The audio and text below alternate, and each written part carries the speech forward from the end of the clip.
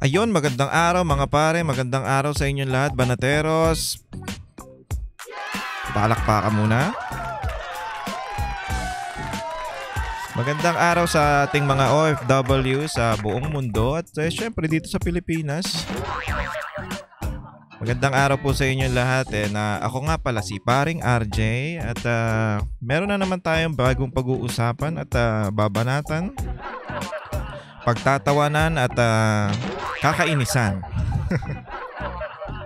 Bukod sa nakakainis at hindi na po natin na-revive ang ating Facebook page, kaya pwede mag-follow nyo yung aking Facebook, bagong Facebook page, yan, Paring RJ, at syempre mag-subscribe na rin kayo sa ating YouTube channel kahit wala tayong kinikita.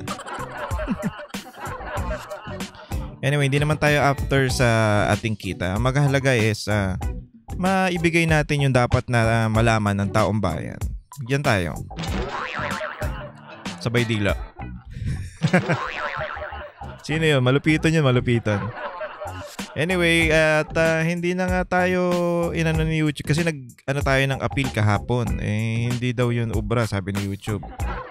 Reuse content pa rin daw. So, ang mangyayari nito is magre-reply tayo bali sa June. So, 3 months tayo nga. Anyway, okay lang yan, okay lang yan. Makakasurvive pa tayo niyan. Marami naman tayong matatawag na trabaho eh. So, survive pa rin. Nakaka-frustrate lang. Pero okay lang yan. Anyway, ito nga ang ating pag-uusapan ngayon is si Amy Marcos papauwiin si Pangulong Duterte. Ano sa palagay nyo? Kasi meron siyang nagpa-hearing sa merong hearing ngayon sa Senate. Sa pinatawag niya tong mga animal na to, si Marbil, si Torre, na pangit. Nagigigil talaga ako dyan sa pangit na yan. Kayo ba? Si Marbil na animal din. Tapos si Anyo tsaka si Gibo. Pinatawag yan sa hearing. Alam nyo, kahit hindi pa rin ako sold dito kay Madam Amy kahit na medyo malupit ang ginawa niya dito eh. Tapos ito si Remulla, lumabas yung pagiging sinungaling ng mga animal na to. So lumabas. Ang hindi ko lang dito, hindi binanggit ni Madam Amy yung pangalan ng kapatid niya. Kasi group daw yan eh. Group effort daw yung ginawa nila eh. Yung sa huli kay Pangulong Duterte. May video na. Nagsisinungaling pa rin to si Kuya. Hindi ko alam kung ano na ba tayo ngayon, gobyernong sinungaling? Ayan na ba ang natin ngayon? Ang dapat ayan ang only in the Philippines. 'Di ba? Kasi puro na lang kasinungalingan yung presidente, sinungaling. Sabi wala siyang kinalaman. Tapos eto nagsalita si John Vic Remulla, nagsalita na group yan. Group effort yan. Tapos sinabi ng Pangulo wala daw siyang kinalaman. Ano tong group effort? Tapos pagdating dito sa hearing, marites lang daw. Ano yun? Ikaw nga yung nasa interview tapos sasabihin mo marites. Anyway, inuulit ko mga pare, yung Facebook page natin ay bago na po, palakpakan. Wala na tayong magawa doon. Wag nyo nang mas report nyo na po yung isang Facebook kasi puro malalaswa ang nandun. Puro mga bikini ang walang hiya. Pinalabas pa tayong manyak ng mga animal. Anyway, yan po yung ating bagong Facebook page. Wala ng TV, Paring RJ na lang. Makikita nyo yung ko dyan, yung picture ko dyan, poging-pogi. Joke lang. Tapos dyan tayo mag-upload ng mga nakaraan nating video, i-upload natin ang buo dyan para mas masaya, mas papanood ng mas maraming makapanood. So, yan na. Panoorin na, ano na natin to. I-play na natin tong video na to. Tanggalin natin to mga yan. Sana may audio ulit ha. Kasi pasensya na pala. Teka lang, pag-usapan muna natin. Pasensya na kayo doon sa sa kahapon. Hindi ko alam bakit eh. Biglang nawala yung audio. Ano ba yun? Sayang naman yung video ko. Hindi nyo tuloy nakita yung mga banat ko doon na malulupit. Kay Aling Sheila. Ang dami palang tropa niya ni Aling Sheila ha. Hindi lang pala siya, madami pa. Tapos yung isa, kung hindi ako nagkakamali, ano lang daw yun sa hazing. Pinaglalaban niya daw yung anti-hazing. Tapos andun siya dun sa sa rally ng ng about sa EJK. Talaga tong mga to. At pagpasensyaan nyo ng aking boses kung inuubo-ubo tayo at piyok-piyok. Pagtyagaan nyo na lang. Buti may boses ngayon. Ewan ko mamaya kung meron. Sana naman okay na. Kasi kahapon nakakainis eh. Anyway, ano na natin to? I-play na natin tong video na ito. Nagsalita po ang ating mahal na Secretary John Vic na ang nagplano po rito, o yung pagkaintindi namin, ang nagplano ay kayo, Secretary Anyo, Secretary Gibo Chodoro, at ang pinangalan, ang Chief PNP, General Marbil. Ayan ang mga traitor. So, ang sabi, Anyo, Gibo, PNP Marbil, tapos itong pang-apat daw eh. Sabi niya apat daw eh. Pero dapat yun, sinabi mo na, si Bonnet. Parang apat yung pinangalanan Marcos, sa isang interview. Si BBM. Ito lang problema dito kay Senator Amy. Bukod dun sa yung kinapitan siya ng mga kabataan sa mall, tas iniwas niya. Mata pobre si Madam napanood niyo ba yun?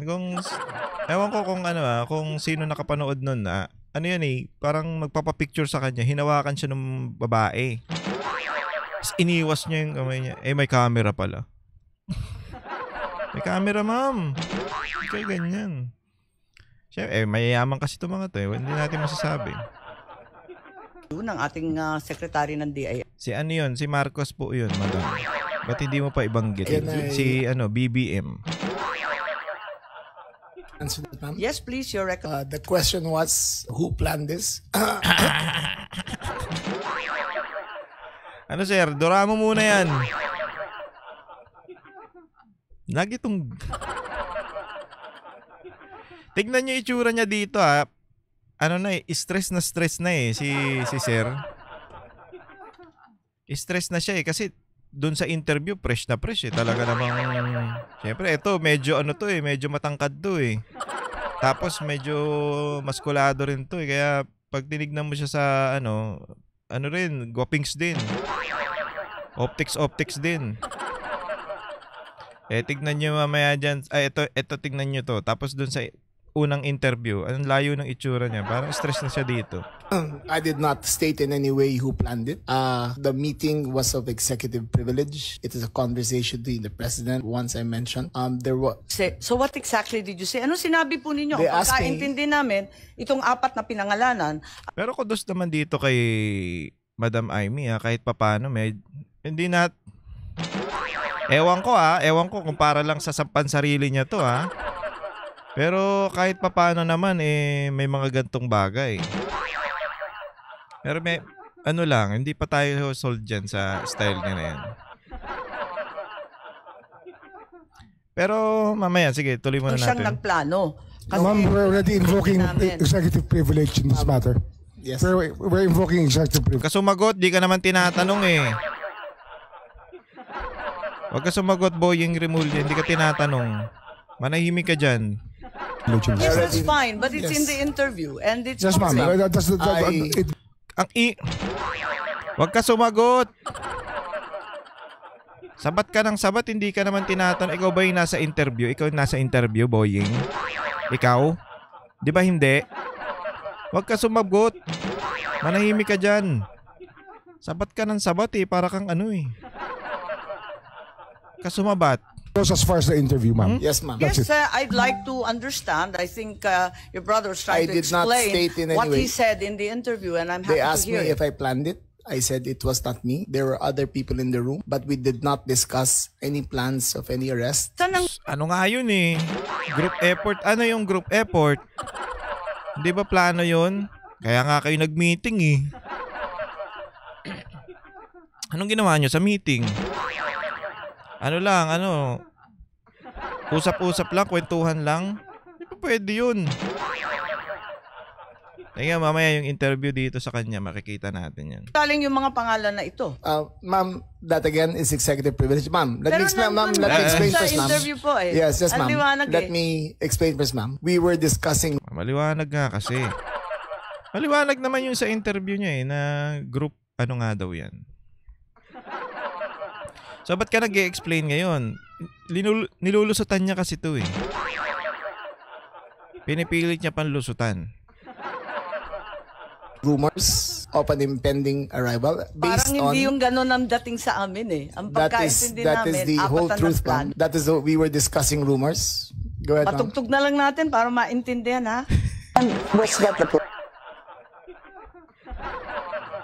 Ano patugtog, ma'am? Ano lang natin yun. From the very Yes, from the beginning. very beginning. What was and who was really on top of this? Kayo ho ba? Because during the press conference of the president, it was Tignan niyo yung itsura niya dito, medyo fresh pa siya eh. Doon sa isang mamaya yung yung hearing na ngayon, medyo stress na yung mukha ni boss eh. Boss, nangyari?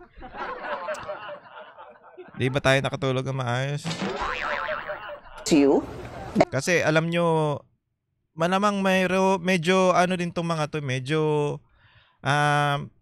kabado rin tong mga to. Kasi maling-mali yung ginawa nila eh. Walang-una, hindi nila hinarap sa court. Tapos pangalawa, pinadala doon kagad. Tapos yung Interpol pala, walang red notice. Galing sa ICC, tapos dapat meron kasi dapat yan red notice si Pangulong Duterte sa Interpol. Sa website ng wala daw red notice. So yun? Kaya sinasabi nilang ang nangyari nga dito is kidnapping. Tapos eto nga, ang pa siya dito confident pa siya na kami yan, syempre kami yan. Kami niyan. Sa amin ang credit niya pagkahuli kay Pangulong Duterte. So ayun na yun. Tapos dun sa hearing tinatanggi niya na. Ano yun, sir? And the president. Yes. So ikaw ho ba nagplano ng lahat ng ito? Hindi naman. It was a group effort. Group effort. Uli. Group effort. So, magkakasama kayo, pinagplanuhan nyo yan. Ano yung group effort? Nag-usap-usap lang kayo na ganun? Siyempre may plano kayo dyan. Ano ba naman? Hindi pwedeng basta-basta nyo na lang gawin yun. Secretary Chodoro was there. Secretary Anyo was there too. Oh. And the president and I. Okay? So, 4 Anyo, Chodoro, etong Remulla, tsaka si Presidente. Group effort. Pinagplanuhan nyo talaga. Kaya wag mo sasabihin hindi. Sinungaling ka pala eh. May nakita nga akong post dyan eh. Paano pag nag-announce ka ng announce ka? Kasi ito sa Cavite, to eh. Dyan sa Cavite, dati nung gobernador to, lagi to nag-a-announce eh. Pakul din to eh. Announce na walang pasok. So, paano pag nag-announce ka ng ng walang pasok? Dapat ka bang paniwalaan o ano lang 'yan? Alam mo sir, dapat ka na lang, bumalik ka na lang doon sa sa Cavite ka na lang mag-announce ka na lang ng walang pasok. Mas okay ka pa doon. 'Yun na lang ang gawin mo. 'Yun lang naman ang kaya mong gawin eh. Huwag ka na diyan kasi panggulo lang kayo diyan eh. Tingnan mo. Sa kadaldalan mo, nadali tuloy. Dali kayo ngayon. Anyo, Chodoro, at tsaka yung presidente nyong bangag. Oh, ano kayo ngayon? Nadali kayo sa nadulas eh. Nadula si Sir eh. Yan, napapala nyo mga animal. Yan ang ano nyo. Tignan natin. Tapos tong Boeing, ewan ko ba dyan? So, hindi naman ako. Ako lang ang natira last man standing doon sa Malacanang. I stand by that. Kasi, oy, wag ka muna magsalita. Piniplay nga eh. Stand by that. Secretary Isidoro was working out of his office sa Camp Aguinaldo. Yes, ma'am. Secretary Anyo, of course, his specialty is intelligence. So he was... Di na maintindihan. Sagot ka ng sagot dyan. Ano? John Vic. Sumagot. Pinaplay yung video. Tsaka magsalita. Pag ano? Guilty? Guilty kasi? Ano? Tayo na muna natin. Pakaliwanag naman ang sabi ninyo, hindi ako mag-isa kahit ako ang kasama ng presidente nung nagsalita sa press con, hindi ako mag-isa ang nagplano. Isang grupo kami. Oh, di ba? Tapos sasabihin niya, hindi daw plano yun. Anong ginawa niyo dun? Nag-inom? Ha? Tanong lang naman, sir. Anong ginawa niyo dun kung hindi kayo nagplano? Huli ka na, itanggi ka pa. Ang kulit mo naman. Ano ka na lang? Doon ka na lang sa Cavite. May nagagawa ka pa doon. Dali kayo ngayon. Baka mamaya tanggalin to si ano. Tapos pinangalanan mo. No, ma'am. O baka naman kasi nagagalit tong si... Ewan ko ha. Ito lang basa ko ha. Baka kasi nagagalit tong si Senator Amy dito sa mga to kasi nilaglag yung presidente. Hindi kaya. Isipin nyo ha. Isipin nyo maigi. Kasi kung hindi naman siguro pinangalanan nito yung yung kapatid niya, baka hindi yan nagkakaganyan. Baka hindi siya nagpapamiting o hindi siya naiinis. Parang gigil siya dito eh. Kasi siya yung in-interview. O ano sa palagay nyo? Dahil ba si Senator Amy concerned kay Pangulong Duterte? Concerned dun sa pagkakaibigan nila ni BP Sara? At concerned sa mga nangyayari sa bayan? O dahil lang nadama yung kapatid niya kaya nagkakaganyan yan? Ano sa palagay nyo? Naisip ko lang naman to pero parang ganun eh. Pero maganda na rin to at nakikita natin yung mga katarantaduhan ng mga to. Double purpose ba? Excuse me. Kasi ano yan eh. Ano ko lang, ngayon pumasok lang agad sa isip ko. Kasi siyang siyang nagpupursige dyan eh. Siyang naiinis eh. So, pwede siguro ganun. Kaya siya nagagalit o kaya siya nababad trip dahil nga naman nadadama yung kapatid niya. O ano sa palagay nyo? Pwede. Kasi tandaan nyo, Marcos pa rin to ha. Hindi to Marcos pa rin to. Kaya wag tayo magpapadala sa mga ganyan-ganyan basta-basta lang. Baka mamaya pinapasakay lang kayo niyan. Diba? I state, ma'am, again, executive privilege. But, ma'am, walang executive privilege kasi binunyag na ninyo sa TV. O yun. Nakita nyo? Parang doon eh. Parang pumapasok doon yung niya yung galit niya kasi kapatid niya yun eh. Wala nang privilege kasi binunyag nyo eh. Pinangalanan nyo yung kapatid ko eh. Ano ba kayo? Pwede, no? Sa inyo, i-comment nyo dyan kung ano sa palagay nyo. Kasi, yun ang nakikita ko eh. Sa akin lang naman to. Sa akin lang naman. Kayo, kung ano nakikita nyo dyan. Diba? Sabi, hindi na yan. Kasi binunyag nyo eh. Tapos, bigla siyang ngiti.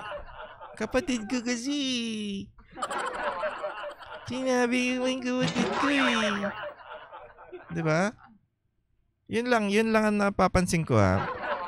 Pwedeng mali ako, pwedeng tama. Hindi natin masabi. Very clear. Pero mamaya may hamon ako dyan kay Senator Amy. As I stated very clear that there was no mastermind. We were discussing mainly about what the president's statements were in Hong Kong. And it was based on... Di plano nyo na nga talaga. Kasi nung nasa Hong Kong siya, nagpa-meeting kayo. Nag-meeting. O anong gagawin nyo? Anong ginawa nyo dun? Tapos after nung pauwi si Pangulong Duterte, yun na. Sinalubong na siya ng pangit na PNP. Diba? Inano muna sinarado muna yung parisan ba? Hindi, mas magandang trabaho to. Mas malaki kita ko dito. Mamaya na yung pares. Diwata talaga On that statement, ma'am. Sinabi ninyo na hindi kayo mag-isa na nagplano, kundi isang There was no grupo. planning, ma'am. Pero yun ang sabi I said, hindi ako nagplano. May isang grupo na Ang nagplano. Ayun nga Hindi ka nagplano pero nagplano ang isang grupo. Kasi group effort nga Ano?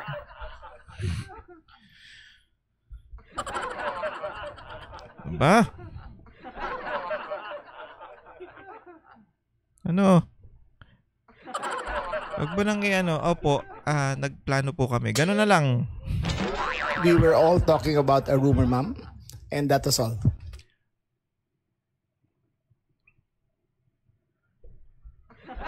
Nag-ano lang daw sila, inano lang daw nila yung mga chismis. Mga chismoso pala kayo. Kailangan nyo pang magpa-meeting ng ganun para pag-usapan lang yung mga chismis. Ano yun?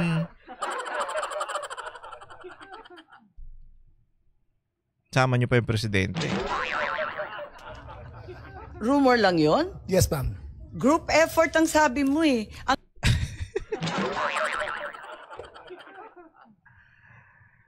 Malinaw naman mga pare na sinabi niya hindi ko lang to plano.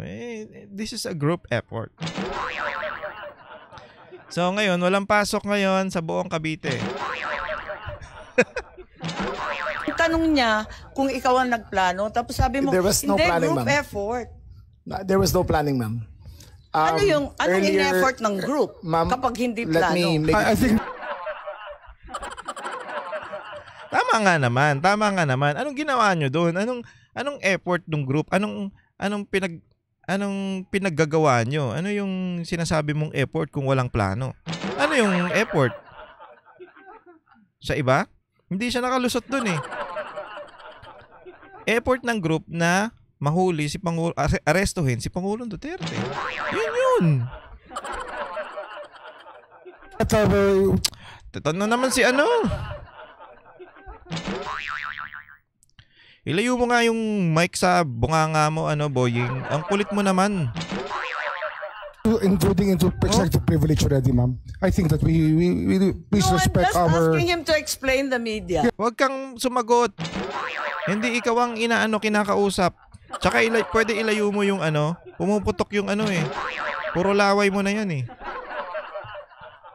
Huwag kang sumagot, hindi ikaw kinakausap.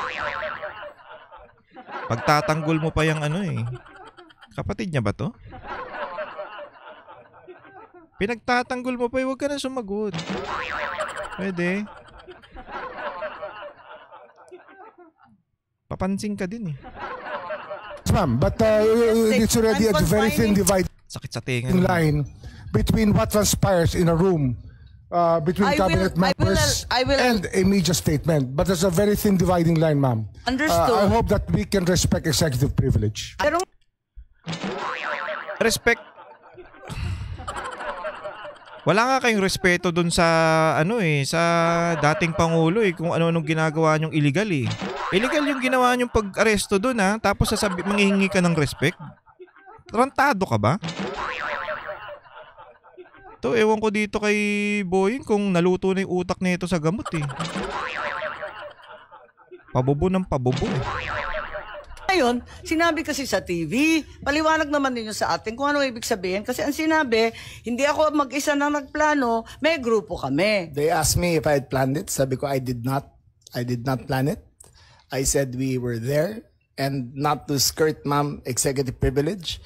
It was mainly because of the statements of the former president in Hong Kong that he said, in his words, ma'am, in Hong Kong, that I think you have a clip. He said that ang reading ko ay may ICC warrant of arrest na. That was the best of my recollection, ma'am.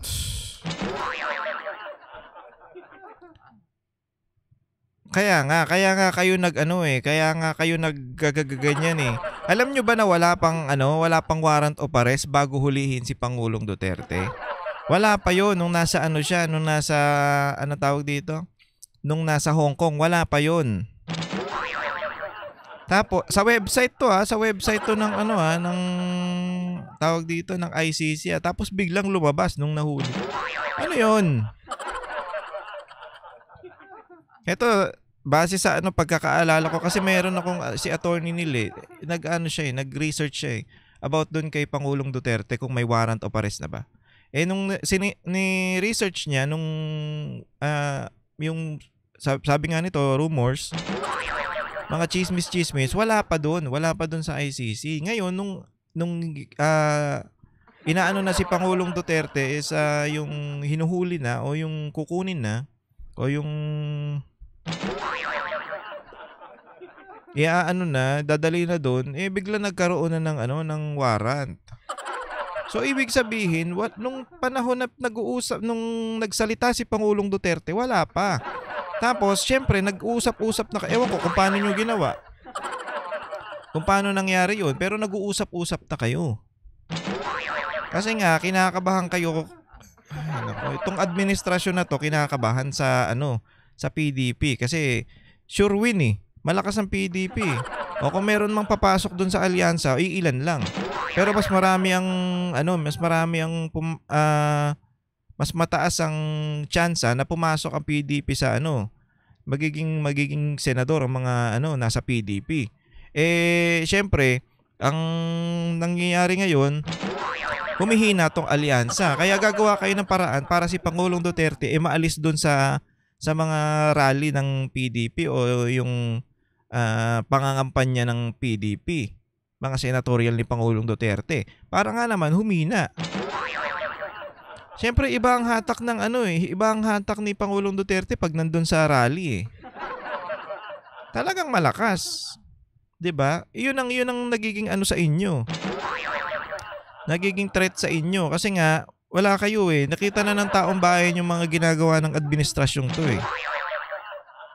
Tapos papasok pa kayo ng alyansa, gusto niyo pang manalo. Tapos pag nag-speech yung president, bulol-bulol.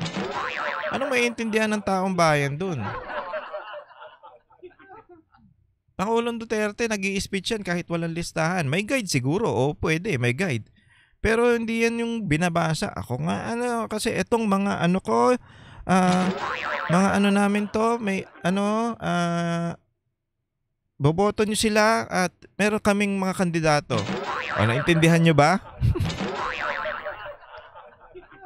So, yun eh. Doon pa lang malaking malaking takot na sa sa administrasyon na to eh. Kasi kahit anong gawin nila, hindi sila, tawag dito? Hindi nila makuha yung taong bayan. Nakikita ng taong bayan, kahit wala na si Pangulong Duterte sa pwesto, malakas pa rin. Kung tutuusin talaga namang kundi dahil sa mga Duterte, kundi dahil kay BP Sara, wala ka naman dyan, Presidente Marcos eh. Nga ka. Nung hindi pa nga nagde-declare si BP Sara na tatakbo ng Vice President, ang layo-layo mo dun sa Mas mataas pa nga sa'yo si Lenny. Kaya ka lang binoto kasi nga nandun si BP Sara. Yun lang yun. Tapos gaganyanin nyo yung mga Duterte, gaganyanin nyo si BP Sara, tatanggalan nyo ng kung ano-ano. 'Di ba? Kung ano-anong ginagawa nyo kasi takot kayo. Yun lang yun. So anong pinag-group effortan? Anong To discuss the rumor, ma'am. grupo na That again, ma'am, pinangalanan nyo? as far as I will invoke in executive privilege, there was you cannot plan on a rumor, ma'am. Kaya nagtataka So, ako, again, bakit group effort? Chismis lang naman yun. Chismis. Bakit may group? Yun nga eh. Bakit nagsasabi ka pa ng group effort kung nagchichismisan lang pala kayo? Ano yun? Hindi. Confident siya dun sa sinabi niya eh, di ba? Group effort yun. Bakit may group effort kung chismis lang? Ano yung Anong effort yung ginawa nyo? Ano na to eh, lutong-luto na siya dito eh, sunog na sunog eh. Hindi pa umano eh, hindi pa magsabi ng ano eh. Wala na talaga, ano ka na, huling-huli ka na sa bibig mo. John Vic. Huling-huli ka na, tapos talagang tinatanggi mo pa. Lulusutan at lulusutan mo pa eh. Ayun na nga, kung chismis, bakit mag-group effort pa? Tapos pinangalanan mo pa lahat na Maraming nag-group marites effort. ako doon to, ma'am. O, group effort lang pala, ba't pinangalanan mo pa yung kapatid ko?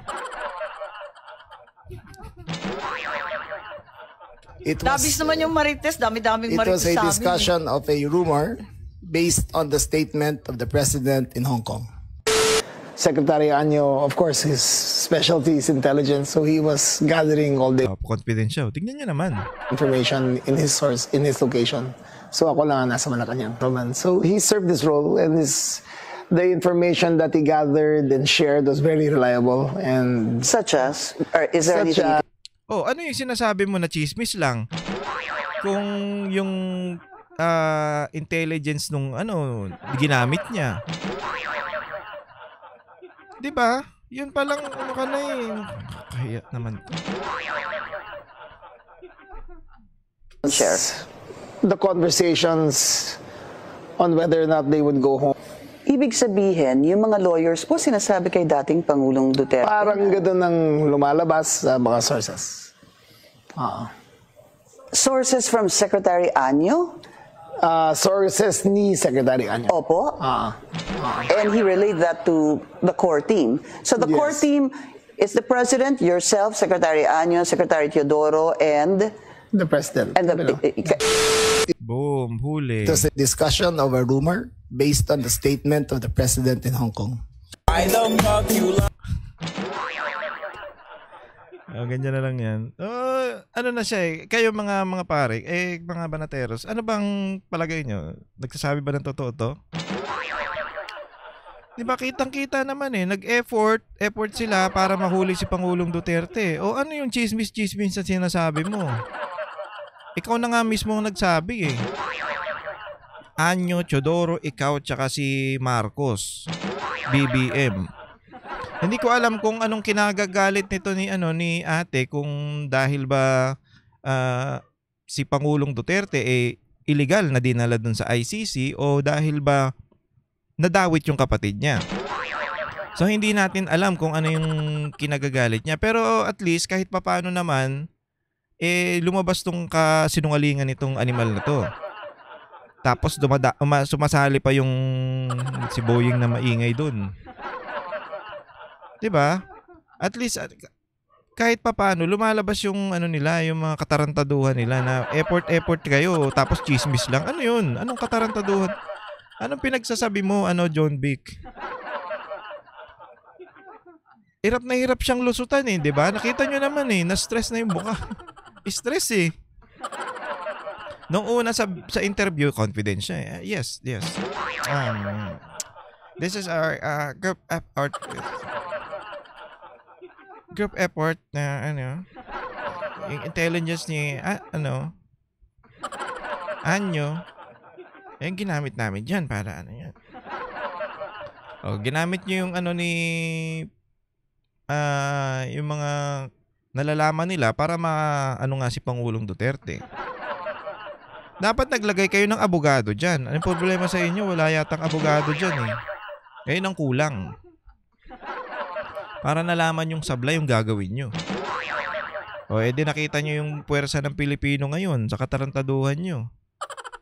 Nakita nyo na mas lalong nagalit ang Pilipino nung kay BP Sara na nga lang, tsaka dun sa mga budget, galit na yung mga Pilipino di ba? Sa ginagawa kay BP Sara Kasi tong presidente, papetiks-petiks. Tapos, ganito pa ginawa nyo. Gagawa na naman kayo ng isa pang... Pati si Pangulong Duterte, talagang dinamay nyo. 80 na yung mama. Maawa naman kayo. Ano ba? Ewan ko kung aabot pa kayo ng 80. Sa ginagawa nyong yan. Takot kayo dun sa Bagay, matatakot talaga sila wala silang nagawa yung mga proyekto na nagagawa ngayon, sa totoo lang, ano pa yan, kay Pangulong Duterte pa yan.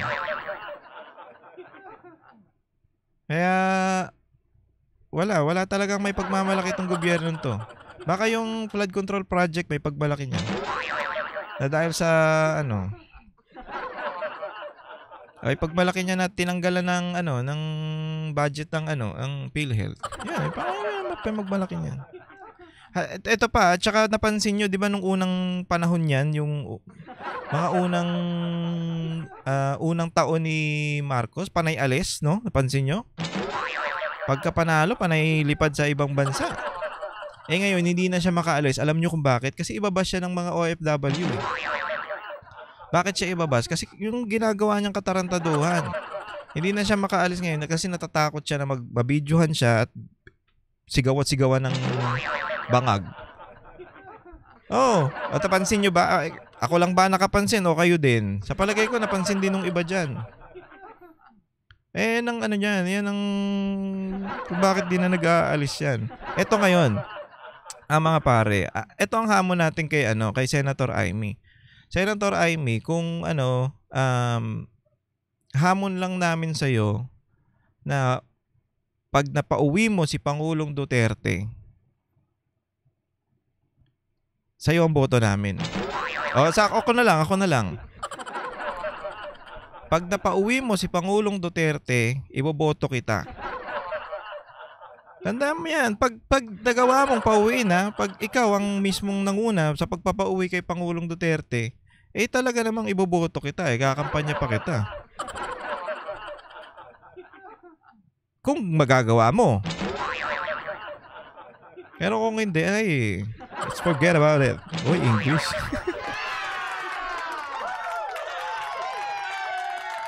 Kasi sinimulan mo na Sinimulan mo na yung mga ganyang bagay. Gumawa ka na ng paraan. Pag napauwi mo talaga si Pangulong Duterte, talaga naman, palakpakan talaga.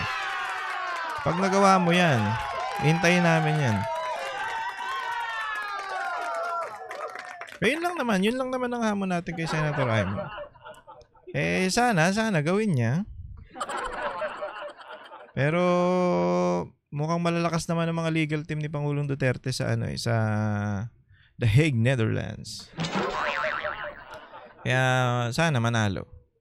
At mananalo yun kasi unang-una illegal yung ginawa nila Maling-mali Pero kung mapauwi ni si Senator Amy ang unang magpapauwi kay Pangulong Duterte, siya ang gumawa ng paraan o siya ang kumilos, talaga naman, madam, palakpakan talaga lahat.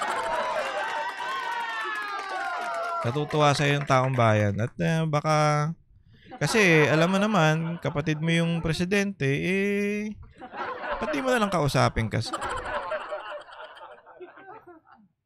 Hindi na lang kayo mag-usap Anyway mga pare, hanggang dito na lang ang ating video. Please subscribe to my channel and like and share na rin tayo. Tapos follow nyo yung aking Facebook, pinakabagong Facebook page na Paring RJ. Diyan tayo magpo-post ng mga full video natin at kung ano-ano pa. Ayun lang kasi yung dati nating page, wag niyo nang asahan yun, wala na yun. Anyway, maraming salamat sa mga tropa natin, mga pare natin dyan, mga Batnateros. Ingat po kayong lahat and God bless you all.